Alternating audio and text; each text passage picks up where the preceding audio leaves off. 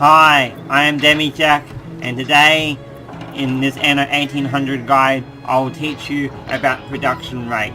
So as you can see, the lumberjack hut takes 15 seconds to produce wood, and then you can send it off to your lumberjack hut, which takes 15 seconds to produce timber. Very quick in my opinion, if you ask me. A 1:1 ratio is pretty good. It's basically the same for all your basic resources like the snaps and wool and fish. They all have the same amount of time, similar to each other, but then you may get into something a little bit more advanced, like steel beams. Now as you can see here, it's a 15 per second reduction time for steel, iron ore, and then it's a 32% production time for charcoal, and then as you can see down here, it's a 30% reduction time to turn it into steel. And then as you can see here, when you finally get it off to the steel works, it is a whopping 45 seconds.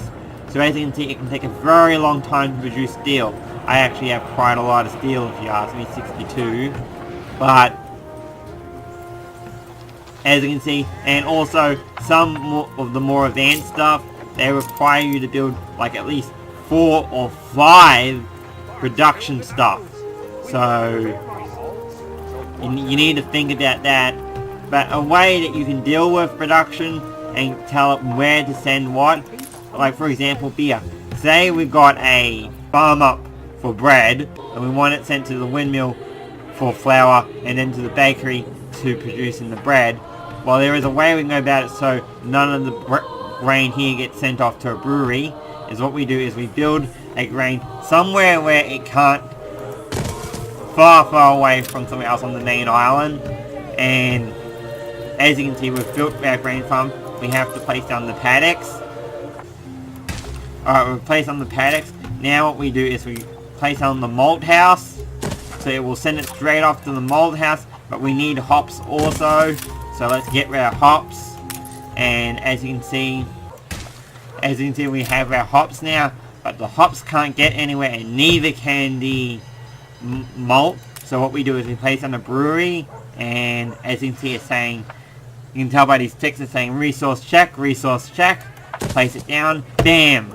We now have a brewery producing grain into malt and producing hops and malt into beer.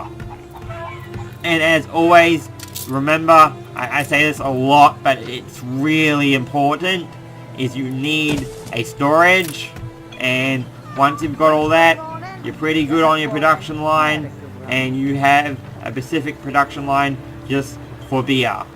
Remember, at the same time, you've got to balance your job farm with your workers. And since I've got to write, this is what happens when you don't have enough workforce. This is great, proving it. Riots will happen when there's not enough labor force. So remember that. So I mean that's pretty good. And so basically I have 2 production lines, one producing bread,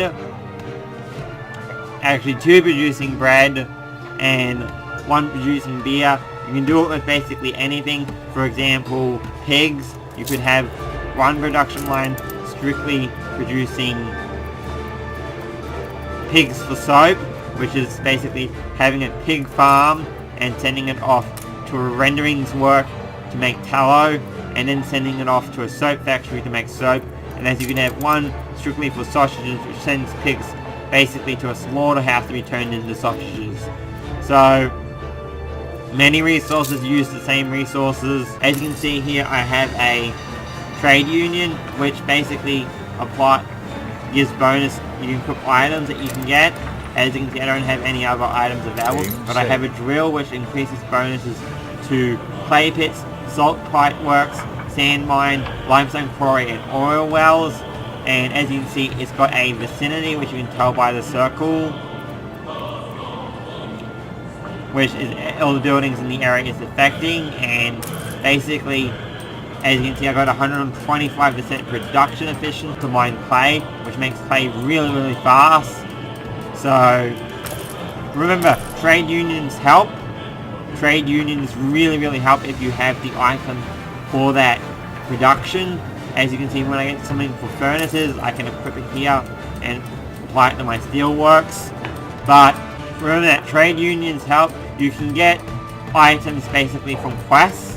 That is another important thing. That is why it's worthwhile to do quests. Please remember that trade unions and harbor masters can really help out in producing resources.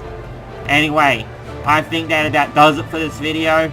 If you like this video and want to see more videos, how-to guides and guides for Anno 1800, please let me know. And if you enjoyed this video, remember to leave a like and subscribe, and I'll see you next time.